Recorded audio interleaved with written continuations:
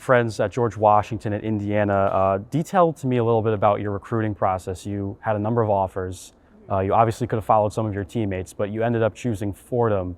What was the factor that really pushed you over the edge saying, I'm coming to the Bronx, I'm going to wear the maroon for Fordham University? I'll ask you this, because I know right now with Keith Urgo's team, the big thing we see with them beyond the on-court product is culture, and a culture around Fordham athletics and the basketball team specifically. You guys had that as well for one season.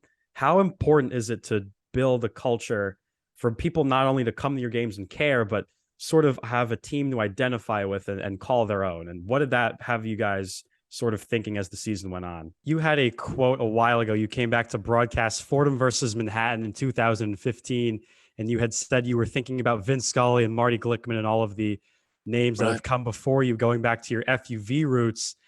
When you did that game, how much did it kind of seep into the back of your head that, wow, I'm really at the place, and I went to the place that Vince Scully went through? How much did that really linger in your mind? Do you think that in order for the Knicks to get better and for Tom Thibodeau to really play these younger players that the Knicks are giving him, right? Do you think that they have to be forcibly taken away from him, almost as if you're taking candy away from a baby? I know that's an insane analogy to use, but could that be a possibility for this team with guys like Randall, Alec Burks, Evan Fournier, maybe Taj Gibson, I guess, could be in that mix? Do you think that's a possibility? And do you think that would create a lot of friction between Rose and Thibodeau?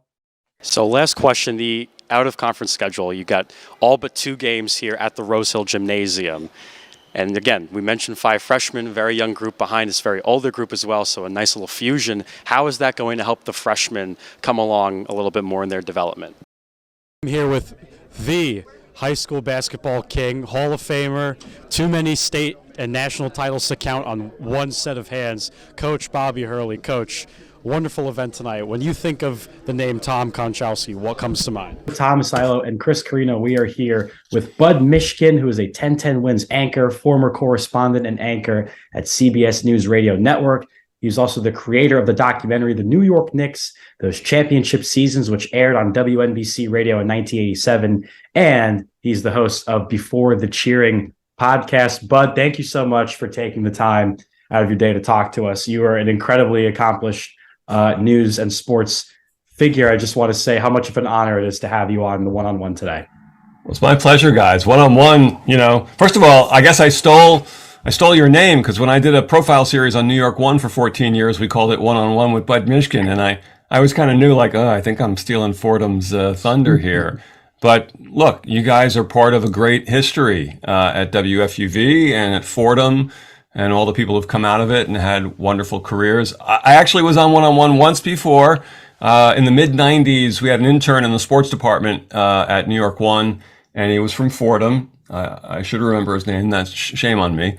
But so he asked me to come on the show, and I drove up, and I came up to Fordham, and I was in studio, and I'm a musician, and so I asked him at the beginning, is there any way I could be both guest on the show and the folk musician of the day? Like that would be like a first time, I think. And he looked at me like, I don't think we can do that.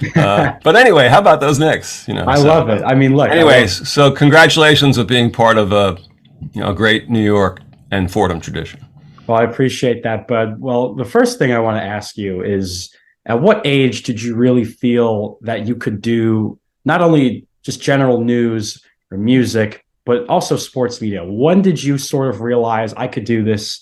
Time to talk about the Western Conference playoffs here on One-on-One, New York's longest running sports call-in show. Thomas Aiello, Chris Carino Jr., and producer Julia Moss. First of all, sports manager-elect. That's coming up soon when you start your reign here at WFUV. How does that feel?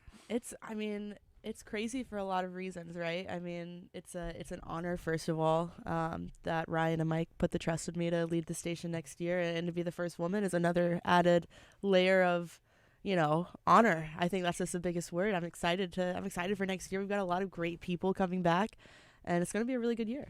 Yeah, you guys are going to have fun. And also, I have to say, we did not mention this at the top of the show. I forgot to. Fordham Rams, St. John's, Madison Square Garden, Oh yeah. December 16th, Rick Pitino versus Keith Urgo. I mean, come on. And you're going to select the 3 or 4 people that are going to do that game at the Garden. I got to do Dayton versus Fordham semifinal game at Barclays.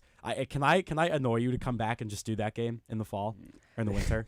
I don't know, man. right, I then. don't know if that's my choice. All right, it was worth the shot, right? It was. It was worth the definitely shot. worth the shot. It was Oh, worth yeah. the shot, but look, kudos to the stuff you guys have coming up. That's going to be awesome. But we have to get into the NBA playoffs because that is a thing. And we have to talk about the Grizzlies and the Lakers. The Lakers close out the chatting Grizzlies last night in Game 6.